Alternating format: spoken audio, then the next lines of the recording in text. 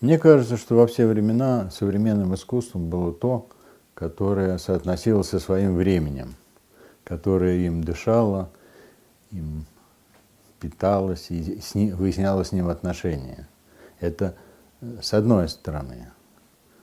А с другой стороны, современное искусство в сегодняшних понятиях, там, последних многих уже десятилетий, это искусство, которое находится в точках роста. Когда художник что-то говорит свое, чего до него не было сказано. То же самое, что всегда, делать то, что мне интересно. Дело в том, что мне от этого бывало тяжеловато, мягко выражаясь, потому что другие стратегии доминируют в современном искусстве. А я просто хочу свою собственную жизнь прожить и сказать то, что мне было, предназначено было сказать. Поскольку я таким образом плохо вписывался во всякие какие-то текущие моды того, что надо говорить, о чем надо говорить, как надо говорить. Вот. Плохо слушал кураторов и критиков, то, в общем, неправильно себя вел, что все отмечали. Но, тем не менее, для меня нет другого смысла существования в искусстве. Я никогда не считал себя даже профессионалом, потому что я пришел к занятиям живописью для того, чтобы выяснять свои отношения, непростые с окружающей реальностью, чтобы понять, кто ты, что вокруг тебя, как в этом жить. Но тут два типа связи. Одна связь строится на том, что каждый следующий шаг отрицает напрочь то, что было до него, сбрасывает там с корабля истории, и как бы предлагает что-то такое новое, новый мир, как бы новый космос, который единственно достойный существования. А потом приходит другая мода, которая также поступает, значит, с предыдущей. Но в конце концов в искусстве все это остается на равных. И есть другой способ соотнесения, который мне гораздо ближе, это продолжать понимать, что искусство – это, вообще говоря, разговор, который человек ведет, любое искусство – это разговор, который человек ведет с самим собой, со своим временем, там, с Богом, если он у него есть. И в этом смысле он непрерывен, этот разговор, и продолжается, и развивается, обретает все более широкие формы. И мне как раз интересно, предлагая что-то свое, продолжать вот этот вот разговор. То есть я не отбрасываю традиции, я с ними скорее вот вступаю в какие-то отношения. На этот вопрос трудно ответить, потому что если говорить, собственно, о творческих удачах, то это, наверное, тот момент, когда я там занимаюсь графикой после института и пробую и то, и сё, вдруг в одной работе, это был 1975 год, почувствовал, что я попал на ту дорогу, которая моя, и дальше по ней пошел. А что касается общепринятых представлений об успехе, то это было, собственно говоря, два периода, которые называются русский бум, там русский бум и второй русский бум, когда сначала меня где-то в 1986 году открыли американские дилеры и галеристы, коллекционеры. А второй момент, это когда меня таки фактически уничтожили. Это в 90-х годах произошло, то есть перестали выставлять, перестали куда-либо приглашать в какие-то выставки, и не говоря уже, что перестали покупать. И, в общем, все было очень плохо, объявили мертвым художником, и об этом писали с удовольствием, как бы. Вот. И вдруг тут второй русский бум подоспел, значит, когда на аукционы вывалились мои работы, купленные в Америке в конце 80-х. И там цены на них как-то подскочили, там, как это называется, на порядке.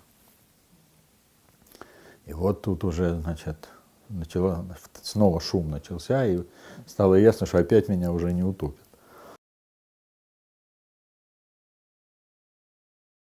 Если говорить о вот темах и вот этом всем, то меня с самого начала привлекало самое обыденное. Вот то, что у всех перед глазами, и то, что никто не видит.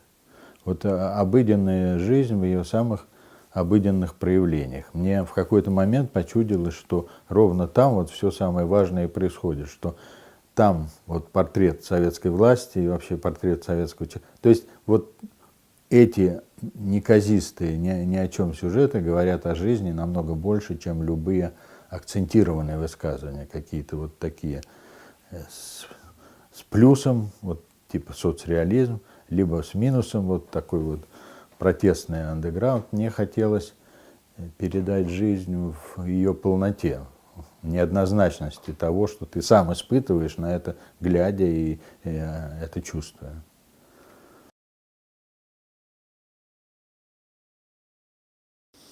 Вообще говоря, понятия не имею. Я за русским-то искусством уже слабо слежу, а за мировым процессом вообще никогда не был в курсе. Там, когда я жил в Штатах, меня удивляли какие-то истории.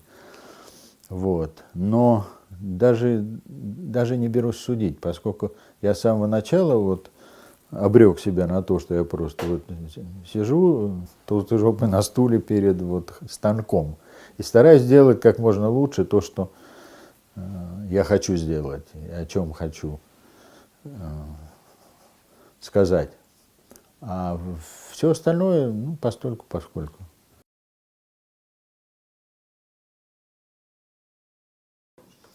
Ну, когда мне это предложение поступило, я уже жил в Тель-Авиве и увлекся там темой, которая, собственно, там и возникла. Это такая цифровая графика, цифровая живопись, чисто цифровая живопись, потому что, когда я приехал туда и начал просто фотографировать по привычке, по инерции, все сильнее нарастало ощущение, что что-то фотография не договаривает, что вот есть в этом материале, в этой атмосфере что-то такое прущее изнутри, требующее вот репрезентации. Вот. И тогда я начал, уже пользуясь какими-то своими предыдущими навыками, пытаться, пользуясь фотошопом, вот вынуть из фотографии те ощущения, играя вот в эти игры, которые Photoshop позволяет. Вот что, собственно говоря, я ощущаю, как месседж, который пришел ко мне, и который, может быть, эти опять занюханные в основном какие-то сюжеты, совершенно неинтересные вот, с точки зрения нормального зрения, вот, мне говорят. И вот так возникла эта идея. Но поскольку уже некоторая методика и способ освоения реальности был в руках, когда мне в гости приехала, значит, семья моего сына из Брно с моей любимой внучкой, вот, я, естественно, схватился за фотоаппарат, ее там усиленно снимал, ну и родилась серия такая, вот, уже с использованием этих моих новых приемов, но на тему любимых людей. И вот одну из работ этой серии, собственно, я и представил, тем более, что тема была семья, мне показалось, что там делать вот так, когда, значит, все вместе. И то, чем я сейчас занимаюсь, и то, что я люблю, и то, что формально является моей семьей. А для меня семья – это мои дети сейчас, потому что я, в принципе, живу один, ну, временами с кем-то из них, но их много, они в разных странах, и у меня со всеми ими замечательные отношения, и я в основном, собственно, с ними и общаюсь, и вот ощущение семьи у меня от этого общения. Оттуда повлияло то, что мои родители никогда не признавали моих занятий и моих интересов. Я был для них совершенно чужой человек. И они вот считали, что быть художником это, ну, никуда не годится. Это ну, кто такой художник? Это значит, кто пьет не по праздникам, кто, значит, не ходит каждый день на работу, курит, гуляет, значит, богема, в общем. Вот. Но компромиссом оказался архитектурный институт, архитектурное образование, значит, которое для них было вот как раз на краю этой гиены огненной. Вот. Поэтому я закончил архитектурный и уже потом начал вот свои собственные художественные занятия, уже поняв, чего я хочу. Вот. Ну, а про дальше как-то, ну, не знаю, что рассказать. Сказать, что, ну, какие-то элементы вдохновения, значит, в этих ситуациях возникали, и результаты — это вот ряд работ, которые появились и в первой семье, и во второй, и дети там присутствуют, и жены там присутствуют. То есть, ну, музами, не музами, но как-то вдохновляли в какие-то периоды. Я не знаю, для чего люди объединяются в сообщество, потому что сам никогда не стремился ни в какие сообщества объединяться, наоборот, как-то даже в дружеском сообществе я чувствовал себя некомфортно. Я всегда в любых ситуациях чувствовал себя некомфортно, не в своей тарелке, не туда попавшим. Будь это архитектура, будь это живопись, соответствующими кругами общения. Вот. И постепенно это вот как бы пребывание не в своей тарелке стало моей тарелкой, потому что я уже к этому настолько привык, вот к этому дискомфорту. Я, в общем, выходит, я индивидуалист.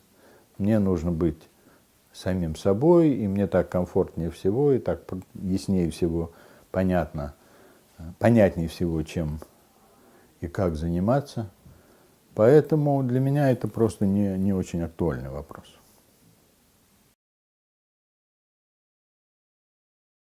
Если есть желание понять, что такое современное искусство, а это то, что со временем становится потом, значит, классикой и входит в мировой культурный оборот, то здесь нужен просто тренинг, потому что современное искусство, оно предполагает какую-то подготовку зрителя, его уровень представления о том, что, какие задачи вообще оно решает, и в том числе, что хочет сказать каждый художник.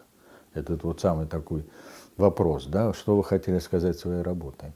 Вот в современном искусстве это закономерный вопрос, потому что помимо, ну, как вот в моем случае, помимо традиционного месседжа, пластического, с которым я обращаюсь к людям, у которых есть глаза, и которых это должно как-то, значит, привлечь, еще им надо что-то, вводные какие-то дать, объяснить, что, на чем вот это вот растет и в чем смысл этого. Ну, как, например, вот в моем последнем проекте «Израиль». Если повесить эти картинки, они могут понравиться людям, симпатичные, но не очень понятно, чего это такое вообще, что вы хотели вот сказать своей работой.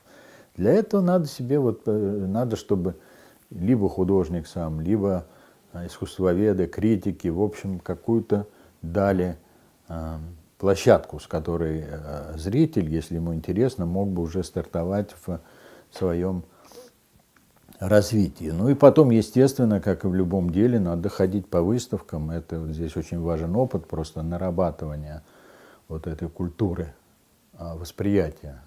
Культуры восприятия современного искусства, которая здесь не очень продвинута.